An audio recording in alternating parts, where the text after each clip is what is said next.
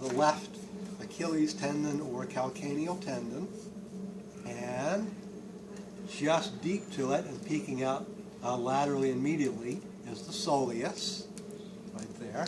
This muscle that we see peeking out from either side of the Achilles tendon is the soleus. The calf muscle is properly called the gastrocnemius. So this is the left gastrocnemius muscle. And you can see that the soleus also runs deep to it. So here's the soleus under the gastrocnemius. Here's the soleus under the Achilles tendon. So the soleus runs quite high up here. Anterior view, we have the tibialis anterior muscle, which is attached to the exposed tibia, which we refer to as our shin, right here. The exposed tibia is actually our shin. This is the tibialis anterior muscle. Okay, what about thigh? It's thigh time. Anterior thigh, without taking this apart, we can see 3 of the 4 quadriceps femoris muscle group. So a muscle group has 2 things in common. A muscle group is a set of muscles that have the same action and that share one fascia. That's what makes a muscle group a muscle group. So there are 4 muscles making up the quadriceps femoris group.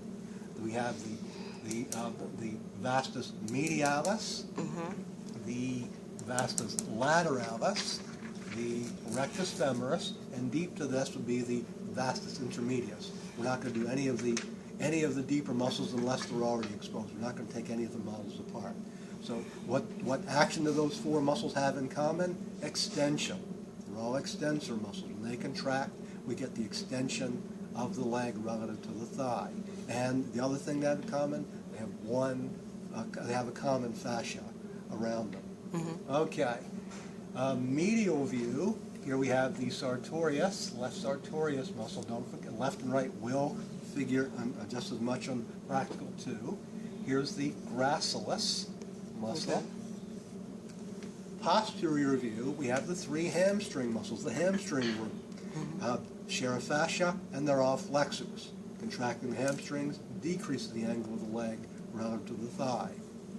So here we have the left biceps femoris, the semitendinosus here, and there peeking out is the semimembranosus, peeking out laterally, and here it is peeking out medially, still semimembranosus. There's a semimembranosus here and here. So the semimembranosus is deep to the semitendinosus and extends both medially and laterally beyond it. So those are the 3 hamstring muscles.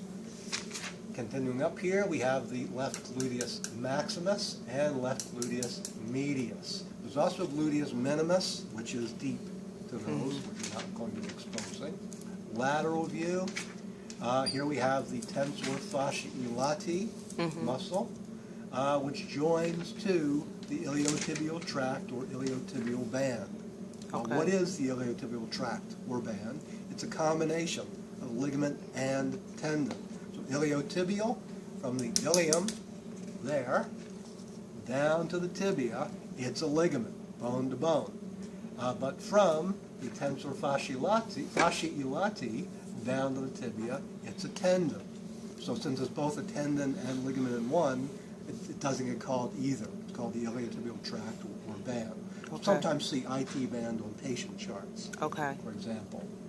All right, 2 more things. We had the ilium of the os coxa up there. So here we see the iliacus muscle.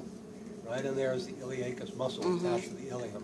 And there is the psoas major muscle. Psoas major and iliacus. And that's everything for this